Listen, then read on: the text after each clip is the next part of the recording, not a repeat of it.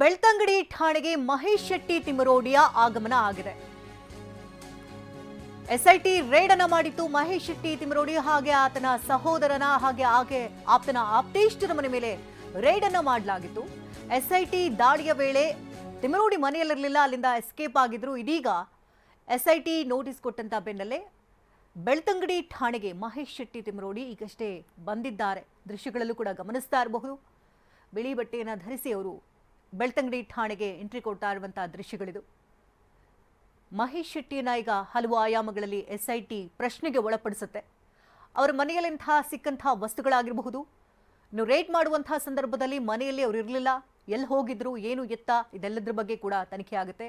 ಜೊತೆಗೆ ಚಿನ್ನಯ್ಯಗೆ ಹಣ ಸಂದಾಯ ಆಗಿರುವಂತಹ ವಿಚಾರದಲ್ಲಿ ಏನಾದರೂ ಮಹೇಶ್ ಶೆಟ್ಟಿ ತಿಮರೋಡಿ ಅವರ ಹೆಸರನ್ನ ಬಾಯ್ಬಿಟ್ಟಿದ್ರೆ ಅದರಲ್ಲೂ ಕೂಡ ವಿಚಾರಣೆ ಆಗುತ್ತೆ. ಹಾಗೆ ಸುಜಾತಾ ಭಟ್ ಕೇಸ್ಗೆ ಸಂಬಂಧಪಟ್ಟಂತೆ ಸುಜಾತಾ ಭಟ್ ಇವ್ರ ಮನೆಯಲ್ಲೇ ಉಳ್ಕೊಳ್ತಾ ಇದ್ರು, ಆ ವಿಚಾರದ ಬೆನ್ನಲ್ಲೂ ಕೂಡ ವಿಚಾರಣೆ ಆಗುತ್ತೆ. ಈ ಬಗ್ಗೆ ಹೆಚ್ಚಿನ ಡೀಟೇಲ್ಸ್ ಅನ್ನು ಕೊಡ್ತಾರೆ ದೂರವಾಣಿ ಸಂಪರ್ಕದಲ್ಲಿ ನಮ್ಮ ಪ್ರತಿನಿಧಿ ಪೃಥ್ವಿ. ಈಗ ಎಸ್ಐಟಿ ವಿಚಾರಣೆಗೆ ಮಹೇಶ್ ಶೆಟ್ಟಿ ತಿಮರೋಡಿ ಈಗಷ್ಟೇ ಆಗಮಿಸಿದ್ದಾರೆ.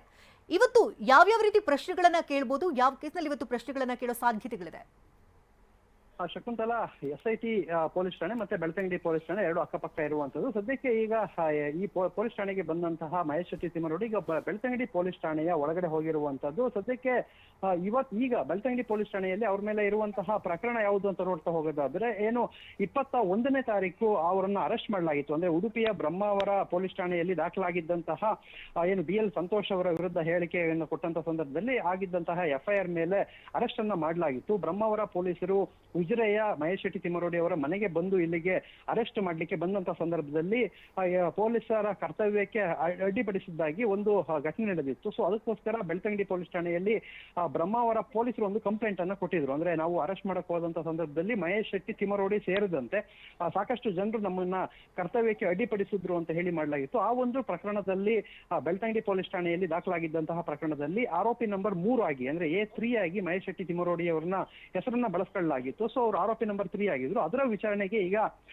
ಅವರಿಗೆ ನೋಟಿಸ್ ಅನ್ನು ನೀಡಲಾಗಿತ್ತು. ಅದರ ವಿಚಾರಣೆಗೆ ಈಗ ಆಗಮಿಸಿದ್ದಾರೆ ಅನ್ನೋ ವಿಚಾರ ಗೊತ್ತಾಗಿರುವಂತದ್ದು. ಸೊ ಇಲ್ಲಿ ಏನಾದ್ರೂ ಇದಾದ ಬಳಿಕ, ಈ ವಿಚಾರಣೆ ಆದ ಬಳಿಕ ಎಸ್ಐಟಿ ಪೊಲೀಸರ ಮುಂದೆನೂ ಕೂಡ ಯಾವ್ದಾದ್ರು ವಿಚಾರಣೆಗೆ ಹಾಜರಾಗ್ತಾರ ಅನ್ನೋದನ್ನ ನೋಡ್ಬೇಕಾಗಿದೆ. ಆದ್ರೆ ಇಲ್ಲಿವರೆಗೂ ಬಂದಂತ ಮಾಹಿತಿ ಪ್ರಕಾರ ಎಸ್ಐಟಿ ಯಾವುದೇ ರೀತಿ ನೋಟಿಸ್ ಅನ್ನ ಸದ್ಯಕ್ಕೆ ಅವರಿಗೆ ನೀಡಿಲ್ಲ ಅನ್ನೋ ವಿಚಾರಗಳು ಗೊತ್ತಾಗಿದೆ. ಅದರಿಂದ ಈಗ ಬೆಳ್ತಂಗಡಿ ಪೊಲೀಸ್ ಠಾಣೆಯಲ್ಲಿ ಈಗ ವಿಚಾರಣೆಯನ್ನ ಎದುರಿಸಲಿಕ್ಕೆ ಹಾಜರಾಗಿರುವಂತದ್ದು. ಅದಾದ ಬಳಿಕ ಎಸ್ಐಟಿ ಪೊಲೀಸರ ಮುಂದೆ ಹಾಜರಾಗ್ತಾರಾ ಇಲ್ವಾ ಅನ್ನೋದನ್ನ ಕಾದು ನೋಡ್ಬೇಕಾಗಿದೆ.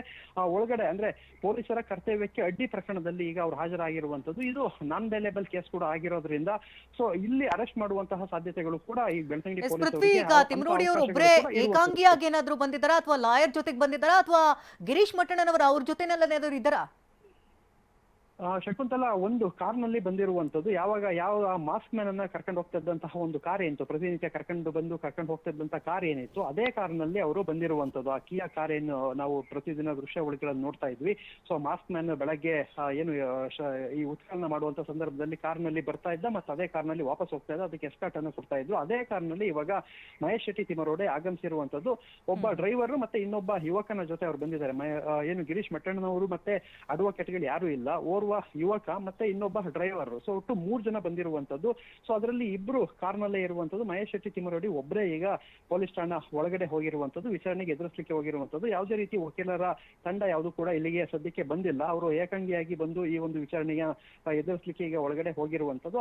ಅದೇ ಕಾರ್ನಲ್ಲಿ ಬಂದಿದ್ದಾರೆ. ಮತ್ತೆ ಸದ್ಯಕ್ಕೆ ಒಳಗಡೆ ವಿಚಾರಣೆಯನ್ನ ಎದುರಿಸಲಿಕ್ಕೆ ಹೋದಂತ ಸಂದರ್ಭದಲ್ಲಿ ಯಾವುದೇ ರೀತಿ ದಾಖಲಾತಿಗಳನ್ನು ಕೂಡ ತೆಗೆದುಕೊಂಡು ಹೋಗಿಲ್ಲ. ಅಂದ್ರೆ ಖಾಲಿ ಕೈಯಲ್ಲಿ ಹೋಗಿರೋದನ್ನು ಕೂಡ ನಾವು ದೃಶ್ಯಾವಳಿಗಳಲ್ಲಿ ನೋಡಬಹುದಾಗಿದೆ. ಶಕುಂತಲಾ, ಧನ್ಯವಾದ ಪೃಥ್ವಿ ತಮ್ಮ ಮಾಹಿತಿಗಾಗಿ.